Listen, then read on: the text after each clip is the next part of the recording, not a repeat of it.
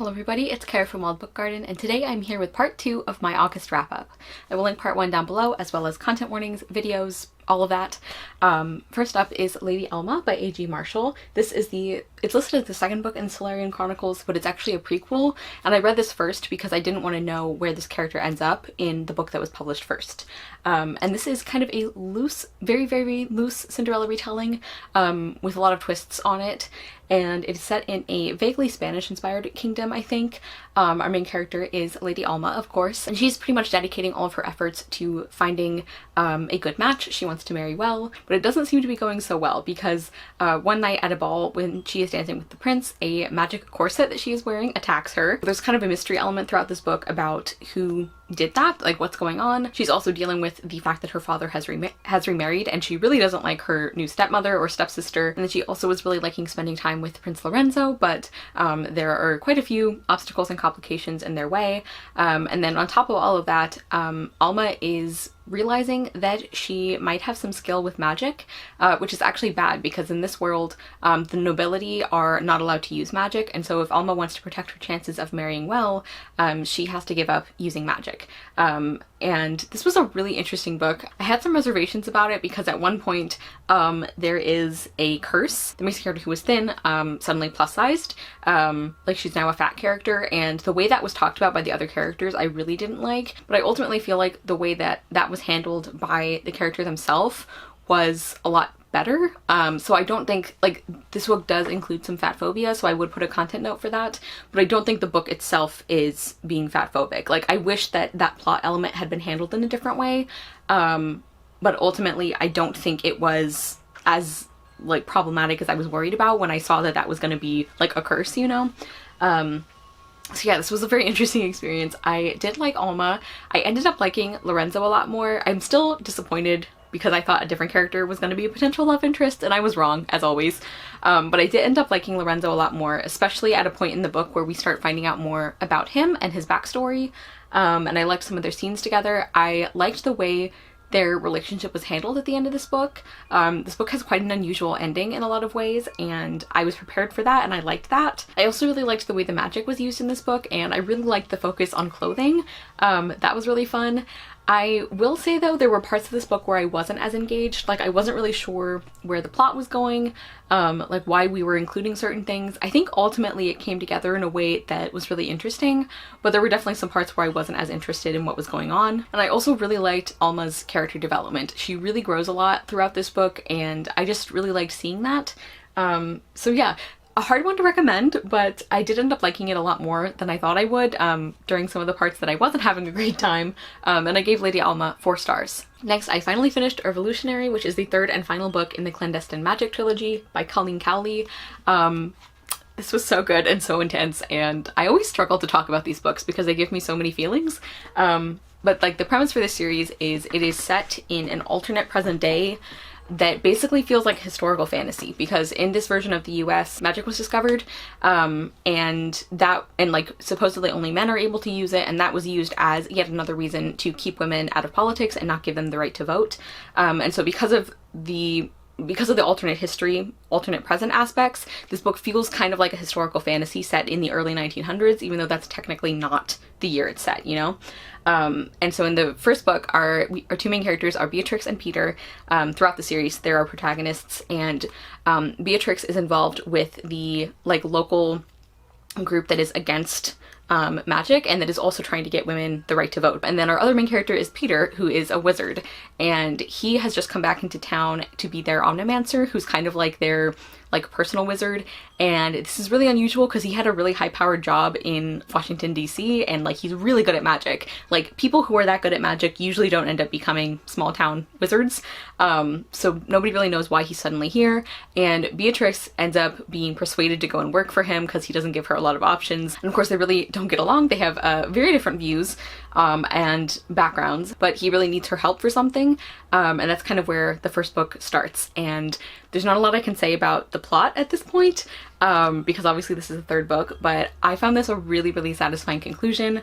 I love Beatrix and Peter so much as characters. I love them separately, I love them together.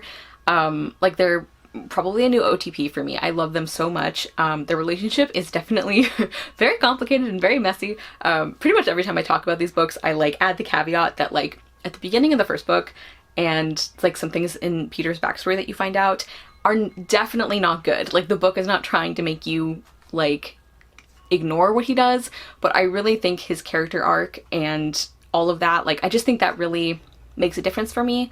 Like I think his character arc was really, really well written. So I love our characters. I was incredibly invested in the plot. Like I really love the way that Colleen Cowley writes and the way she balances characterization and relationships and plot. And there's also some humor and there's also some really, really like disturbing stuff. Like definitely check content warnings in this series, but it's just so compelling. Also, this is by no means a Hades and Persephone retelling, so don't go into that expecting, like don't go into this book expecting that. But personally, so I've had very bad luck with Hades and Persephone retelling so far, even though theoretically there should be some that I like.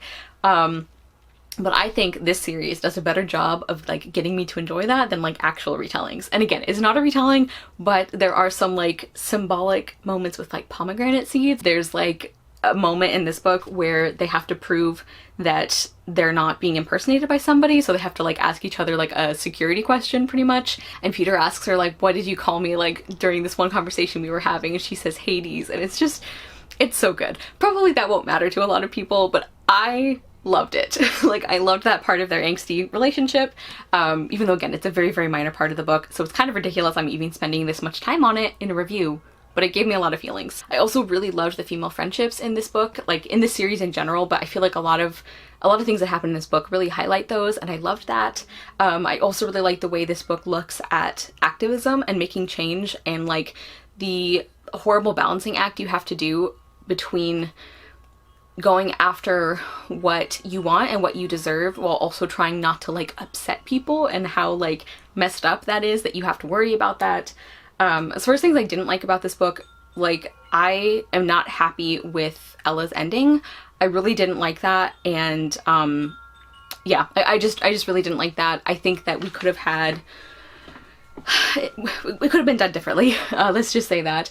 And then also my main complaint with this series is that I think it should have been and could have been more intersectional. Like I think in some areas it did a good job. Like we do get several women of color who are important characters, especially Rosemary, who I loved. She's one of my favorite characters.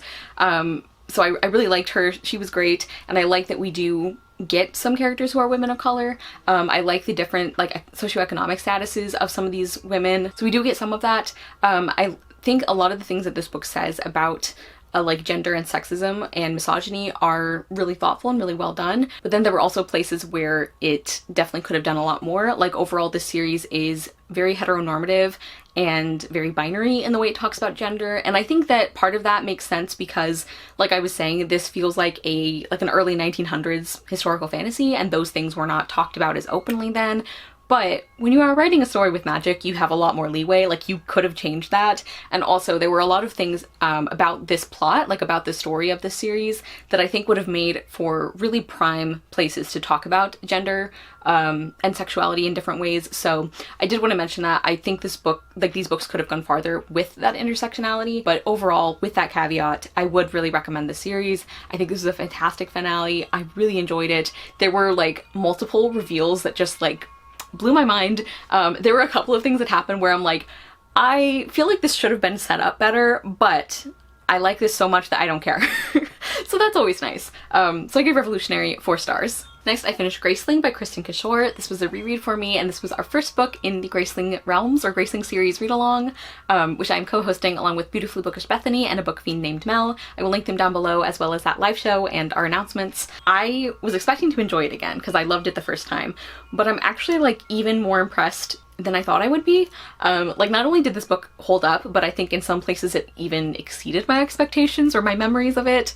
So this is the first book in a series of companion novels set in the Graceling realms. And in this world, people who have 2 different colored eyes are graced, and that means that they have a certain magical ability, and that can be one of like a huge variety of things. Our main character Katza is graced with killing, and so because of this, she has kind of been turned against her will into her uncle, one of the kings, kind of personal like assassin and thug. And we find out pretty early on in this book that Katsa really doesn't like that and that she has started doing steps to try and be more than that. And then she also ends up crossing paths with this young man named Poe, who is from a different kingdom, and he is graced with fighting. And so the two of them initially are drawn to each other because of their similarities and abilities, but they end up finding a lot more in each other that they care about, and their relationship is so good.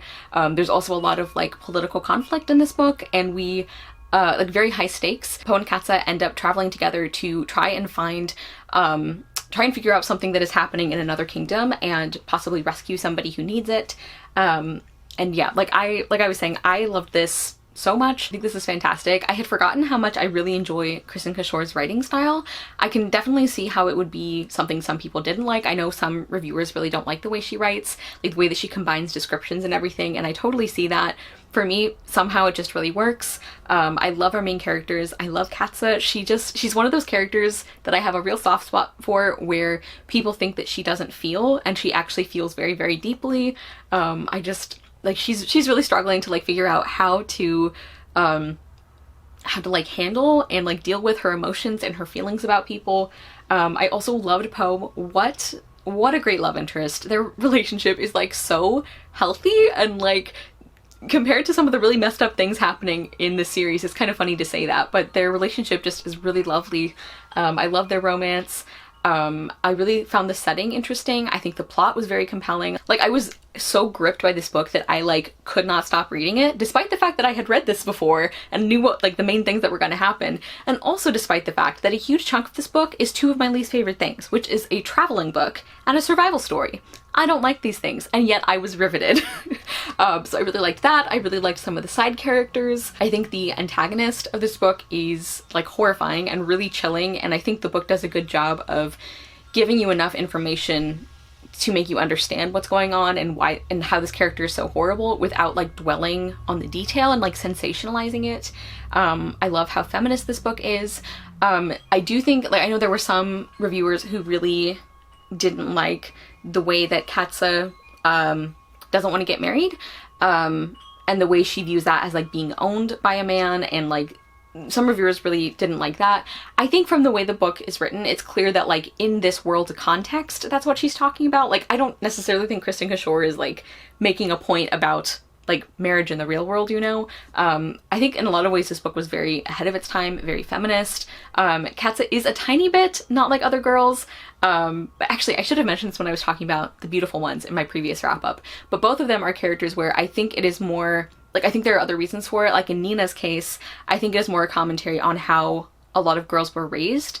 Like, it is a tragedy that more girls aren't raised the way she is. And then in Katsa's case, I think it's more of like a personal thing rather than like talking about feminine things as being bad. Especially because I have read other books in the series, so I know that that's not a thing that happens with all of her female main characters. But you guys know that's one of my least favorite tropes, and the fact that this book didn't really bother me with that, pretty impressive. So anyway, I loved this once again, and I gave Graceling 5 stars. Next, I finished Staff and Crown by W.R. Gingell. This is the, I think, 3rd book in the Two Monarchies sequence, which is a series of, it's like somewhere in between a regular series and companion novels, because most of them do follow different main characters, but I do think you should read them sequentially.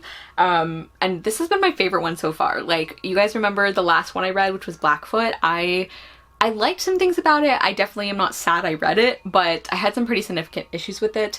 Well, I'm happy to say that I loved this one so much. So this is another kind of magical school novel, although for this book, that setting is mostly incidental, which I didn't actually mind. Like, I enjoy stories where you get to learn about like magical classes and stuff like that, but this one is more about the political stuff happening, rather than focusing on classes and specific spells, which I didn't mind, but just know that going in.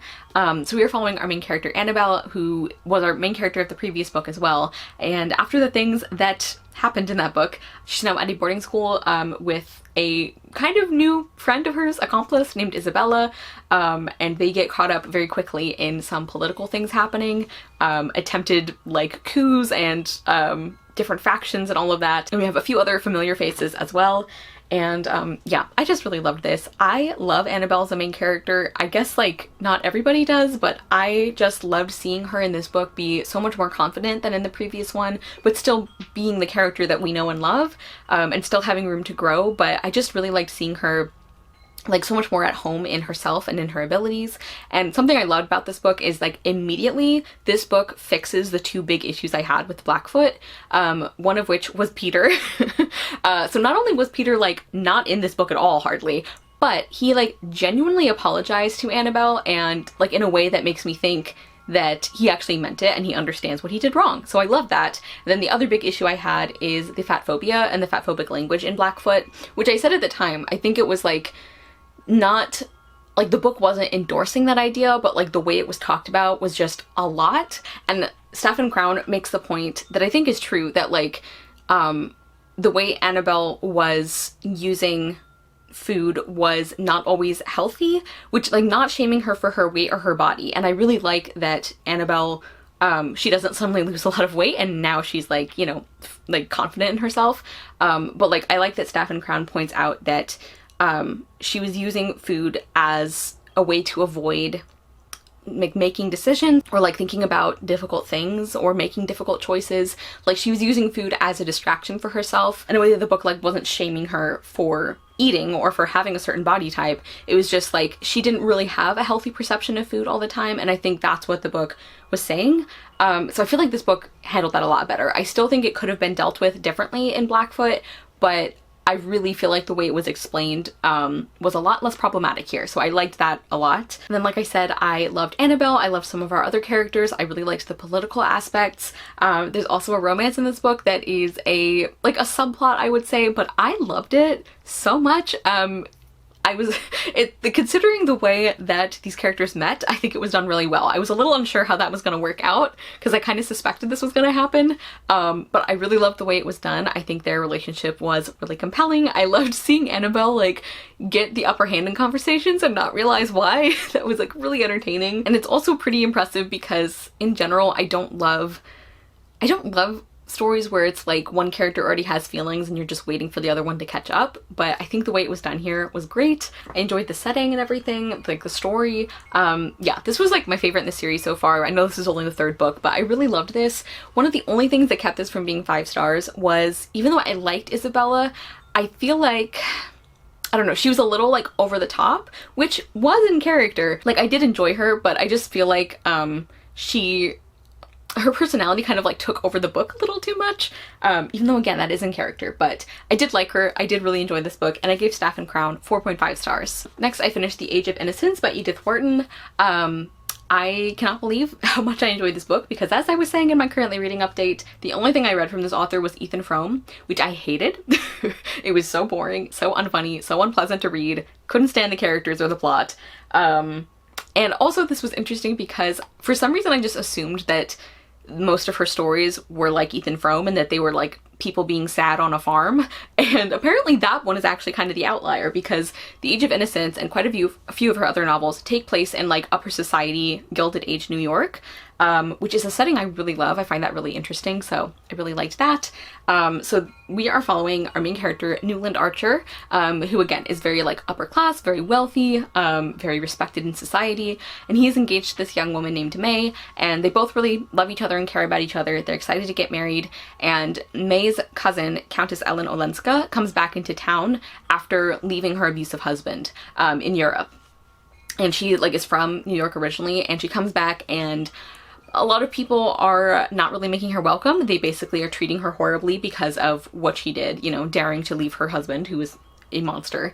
And as a way to kind of throw his support behind May and her family, Newland announces their engagement early, which kind of gives his family an excuse for like publicly kind of choosing May's family side because they're standing by Ellen and like supporting her and everything. May asks Newland to like spend more time with Ellen and to make her feel welcome and everything. And of course, the more that happens, the more complicated these relationships get. Sorry, I realize the sunlight is really distracting. Let me try and fix that. Okay, is that any better? I'm not sure. I'm sorry if that's distracting. I'll try and speed up. So anyway, Newland and Elena end up spending a lot more time together, and of course feelings get very messy and complicated, and this book really deals a lot with like societal expectations. It's an incredibly feminist book. Like I am so impressed at the way it talks about gender. Like Newland like really is realizing things in this book, and it's really interesting. Like I feel like he's gonna be a very polarizing main character. I can totally see why people would hate him, but I found him very like surprisingly genuine. Like he's trying, you know, and he is learning, and I did feel for him a lot, and I liked seeing him start to wake up and realize that the way that he has been raised and the things that he has been taught are not okay, and seeing him act on that. And I found Ellen a really compelling character.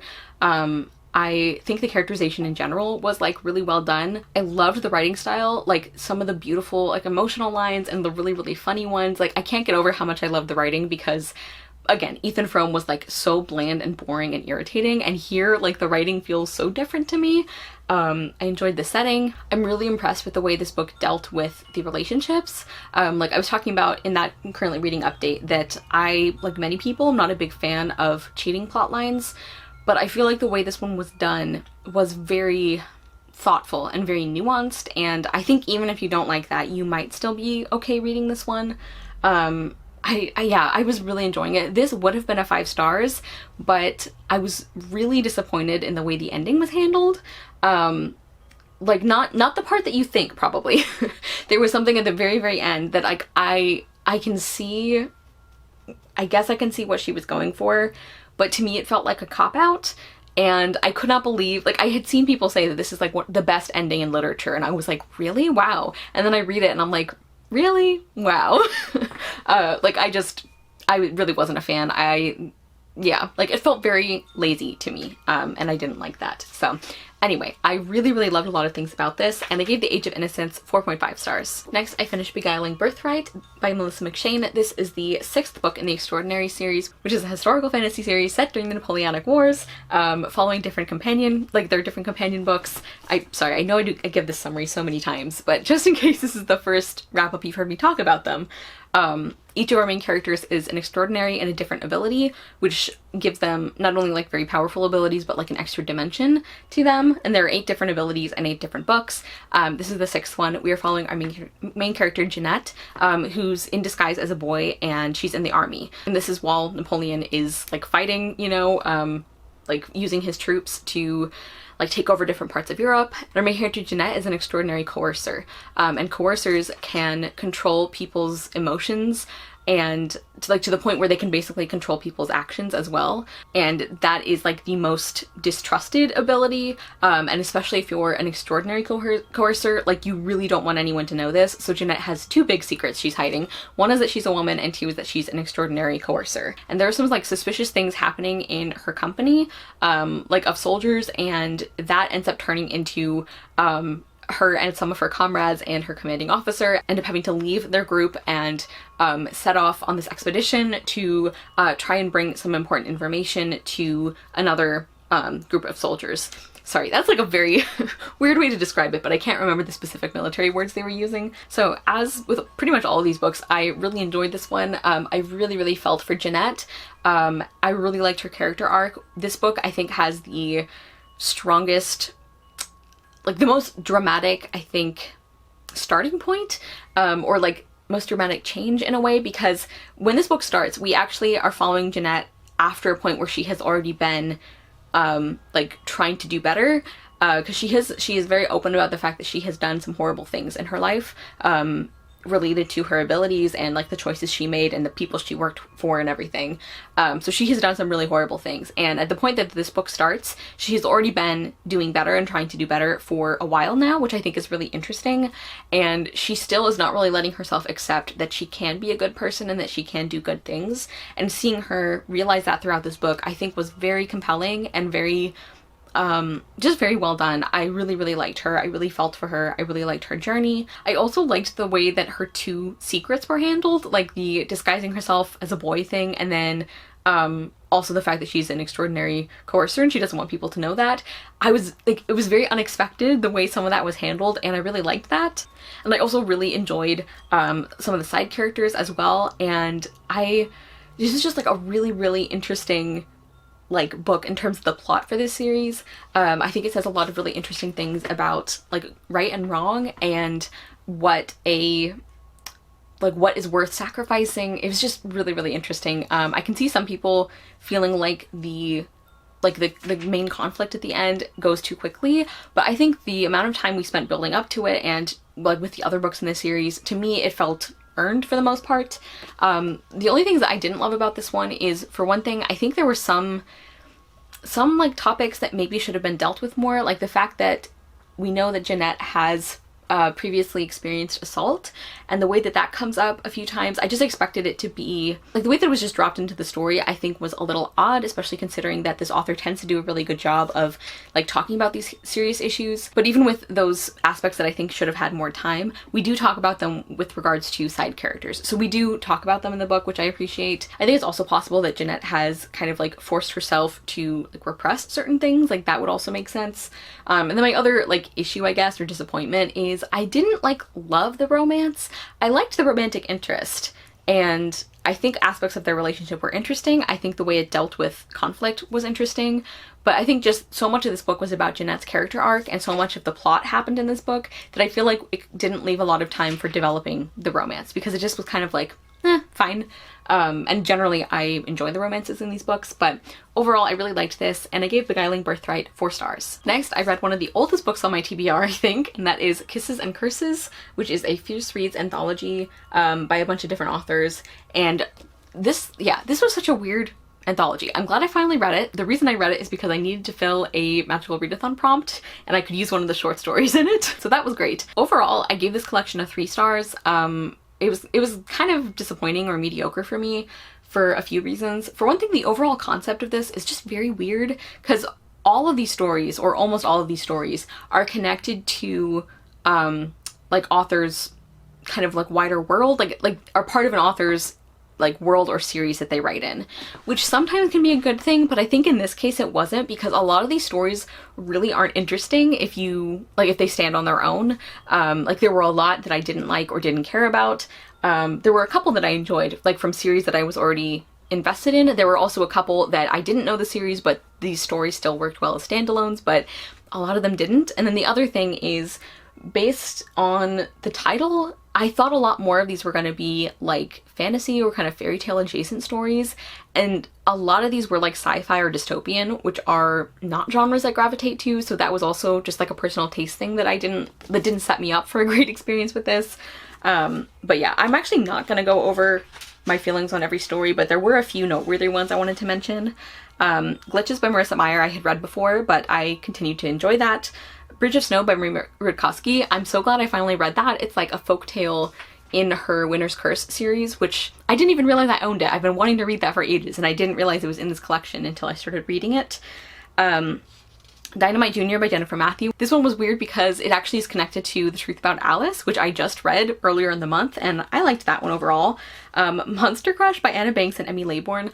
I'm sorry if you like that story or these authors, but like that one was so bad that it felt like it was a parody, but it wasn't. I'm not a monster romance person, but even if you are, just like the writing and the story was just so bad that I'm not sure you would like it anyway. Let's see, what else did I have feelings about? Yeah, a lot of ones that I didn't care about or didn't enjoy. I did like Death and Waffles by Lish McBride. One of the surprises for me actually was Crisis by Lindsay Smith. That is like a USSR kind of like superhero story that I think is connected to her series with a similar premise, and it's also set during the Cold War. And I really liked that one. Like, I was surprised at how interested in that I was and how much I enjoyed it, so I might actually check out her full series. Let's see, are there any other ones that I had strong feelings about? The Cypress Project by Jennifer Albin was disappointing because I was initially really liking that one, and with the ending and everything, I ended up not liking it. And then I actually did really enjoy The Too Clever Fox by Leigh Bardugo.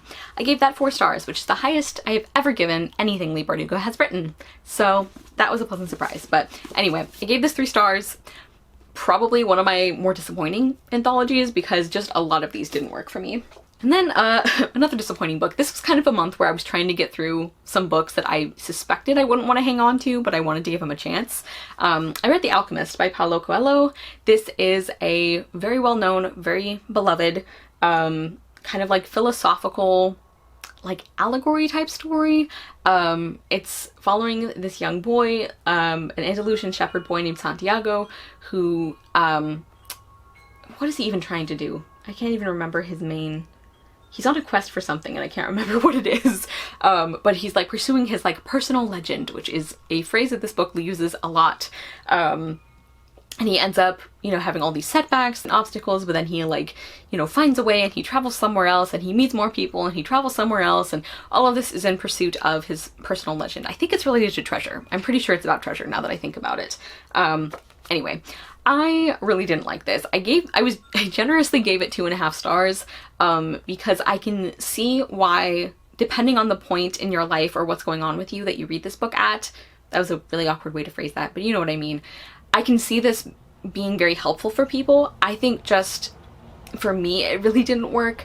There were a couple of like interesting lines and ideas, but for the most part, I really didn't like this. I found the plot really, really dull. I found the central like theme or premise of this very grating, and it's something that I personally do not agree with, which is this idea that like, if you just try, things will work out for you perfectly, or like, you know, at least work out really well, which I do believe that you can find good in bad situations, but the way this book is talking about it, it's like, if you just pursue your personal legend, eventually everything will work out for you, which I think is just patently untrue. It's like almost adjacent to like prosperity gospel in a way. Like, I just really didn't like that. I also found the writing and the way this book like talked about the ideas extremely repetitive. Like, this is a short book, but it was still so boring. I was also listening to the audio, which was by Jeremy Irons, and he was a pretty good narrator. He was fine. So I was listening to this incredibly fast and it still felt so boring. This was also like kind of sexist, I feel like, even though this book is like not that old. Like, I don't know, just the way that the female characters were talked about, and like the fact that we never ever hear in all of the examples in this book an example of a woman pursuing her personal legend, that irritated me. And I also like, I shelved this as religion and spirituality because I guess technically it would be, but to me it felt very, very watered down. This kind of like, I don't know, there were some, like I said, there were some ideas that I think were really interesting or that I liked, but a lot of it that I didn't. And a lot of this book to me felt like what some non-religious people think religion is, if that makes sense. Like I said, it was just very watered down for me, and I found this very frustrating, very boring. I did not really find this inspiring. So I'm excited to get rid of it. I am glad I finally read it, but this didn't really work for me. Though again, it is something that I can see working for, like, this is such an individual kind of thing. I can see it working really well for other people, especially depending on what's going on in your life or what you need to hear. So I can see why it would work for some people, but it definitely didn't live up to the, like, tons and tons of praise that it has gotten. Like, for me, it didn't live up to that. So 2.5 stars. And then finally, the last book I'm going to talk about in this part of the wrap-up is An Advent Carol's Countdown, Stories Behind the Most Beloved Music of Christmas by Michael D. Young. This is the other arc that I did in that double review, so I will link that down below. But I really enjoyed this. This is like, it's meant to be read in the weeks leading up to Christmas. It's actually not technically an entire Advent countdown because it starts on December 1st, and Advent, like the beginning of Advent, changes every year, but it is like an Advent calendar, but like in book form. And so each day you would like read about the history behind like a different Christmas carol. Specifically, these are all religious Christmas carols. A lot of them are older ones, but we have a few modern ones too. And I really liked this. I found it really interesting. I liked the variety of carols it talks about, some that I'd never heard of. Yeah, I just enjoyed this. I found it really interesting. I think I'll enjoy this even more when I read it actually during the Christmas season, which I am planning to do. But yeah, I really enjoyed this, and I gave An Advent Carol's Countdown 4.5 stars. And again, check out my review if you want more thoughts. Okay, everybody, so that was the next group of books I read in August. Please comment down below and let me know if you have read any of these, what you thought of them, or if you're going to pick them up. Sorry for the weird lighting situation, but thank you guys so much for watching. I will see you soon with another video, and I hope you love the next book you read. Bye!